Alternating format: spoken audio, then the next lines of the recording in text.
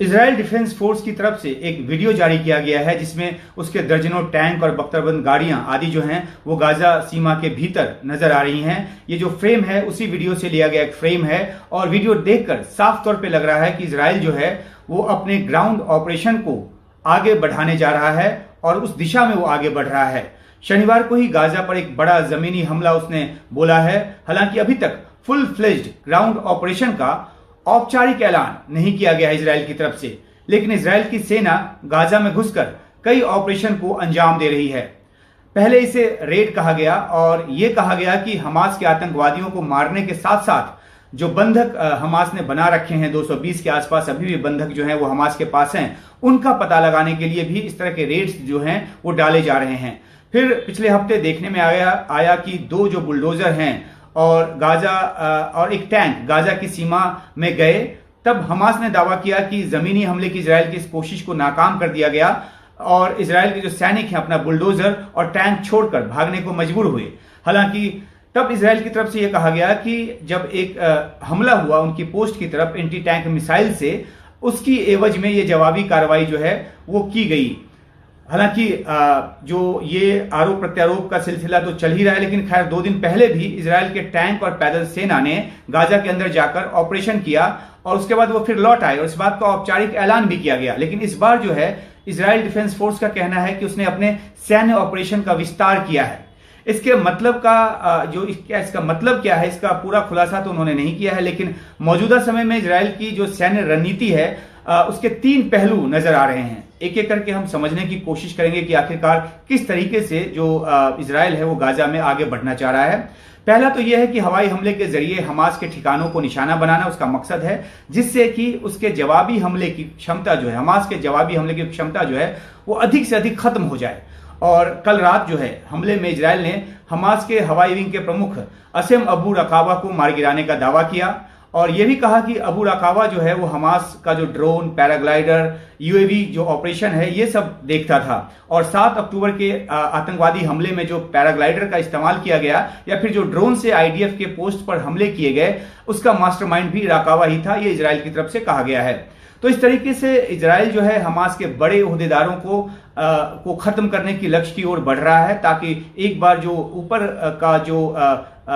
ऊपर की जो लीडरशिप है वो खत्म हो जाए तो फिर कमांड जो है, चेन ऑफ कमांड जो है वो टूटे। ये उसकी एक रणनीति है। इजराइल की दूसरी रणनीति यह है कि छोटे छोटे जमीनी हमले करे गाजा के अंदर और वहां जाने की राह को आसान बनाए, ताकि जब इजराइल की सेना पूरी तरीके से अंदर जाए तो घात लगाकर हमले की आशंका जो बनी हुई है वो उसको कम से कमतर किया जा सके और इससे अपनी कैजुअलिटी को रोकने में इजराइल को मदद मिलेगी। तीसरी जो रणनीति नजर आती हुई कि ग्राउंड ऑफेंसिव के औपचारिक ऐलान से पहले ही अपने कई मकसदों को वो पूरा कर लेना चाहता है। अब जैसे इजराइल ने सिफा अस्पताल का एक एनिमेटेड वीडियो जारी किया है और ये बताने की कोशिश की है कि किस तरीके से इस अस्पताल की आड़ में हमास अपना मुख्यालय चला रहा है। इस वीडियो के जरिए बताया गया है कि अस्पताल और उसके नीचे हमास का भूमिगत ठिकाना है। जाहिर सी बात है कि ये बात जो है वो इजराइल पहले से कहता रहा है कि जो मानवीय ढाल है उसकी आड़ में जो हमास है वो अपना ऑपरेशन चलाता है और उसे अब वो एनिमेटेड वीडियोस के जरिए भी और जोर देकर बताने की कोशिश कर रहा है। मकसद ये नैरेटिव बनाना है और आम लोगों के दिमाग में ये बिठाना है कि अगर उसने इस अस्पताल पर या इस जैसे किसी और अस्पताल पर हमला किया तो वो गलत नहीं होगा। खासतौर पर जिस तरीके से इजराइल के हमलों में आम लोगों की जान जा रही है और उस पर युद्ध अपराध के आरोप लग रहे हैं, ऐसे में इजराइल इस रणनीति के साथ आगे बढ़ रहा है कि दुनिया को पहले ही बता दिया जाए कि हमास का अड्डा कहां कहां है और कैसे वो अस्पतालों या वहां मौजूद आम लोगों, जिसमें कि मरीज भी हैं, शरणार्थी भी हैं, उनको अपना जो ढाल है वो बनाए हुआ है। और यही मकसद है इस तरह के एनिमेटेड वीडियो को जारी करने का और इस बात पर जोर देने का कि जो हमास है वो अपना मुख्यालय, अपने ऑपरेशंस जो है वो अस्पताल के नीचे से चला रहा है।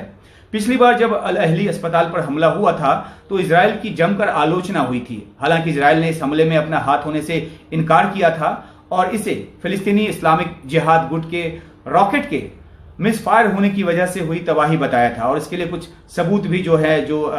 वो भी पेश करने की कोशिश की थी कि किस तरह से ट्रेजेक्ट्री जो है उस रॉकेट की कहां से चला और किस तरह से रास्ते में अस्पताल आया था जहां पे वो गिर गया। हालांकि इजराइल ने कई अस्पतालों को खाली करने का हुक्म भी दिया है और कहा है कि उसके मुताबिक जो वहां गतिविधियां चल रही है वो हमास की गतिविधियां चल रही है।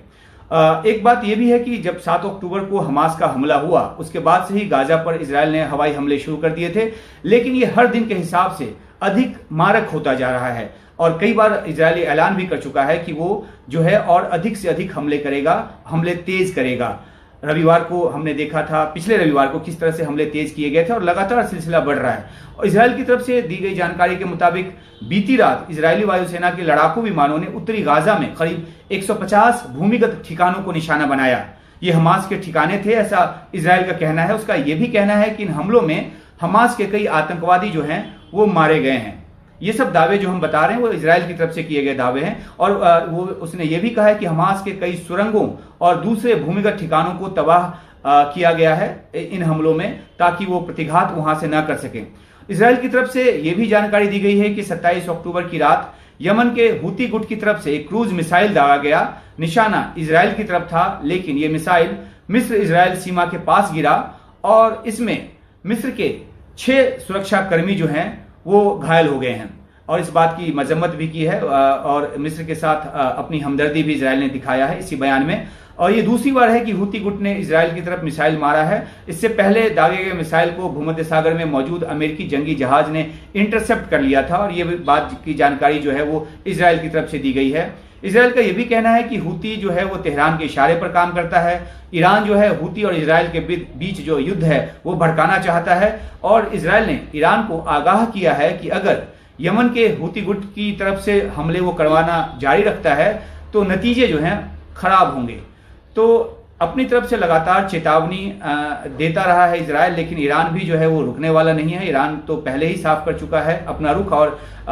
ईरान ने भी अपनी तरफ से इजरायल को धमकी दी है कि अगर उसने गाजा पर जमीनी धावा बोला तो युद्ध के कई मोर्चे खुलेंगे। और लेबनान से हिजबुल्लाह गुट की तरफ से भी इजरायल की तरफ जो है वो हमले हुए हैं, जो जवाबी हमले हैं इजरायल की तरफ से हुए हैं। और अभी अभी हिजबुल्लाह की तरफ से जो एक वीडियो जारी किया आपसे थोड़ी देर पहले, उसमें यह कहा गया है कि अबीबिम बैरक के पास उसने इजरायल के मरकावा टैंक को निशाना बनाया है। तो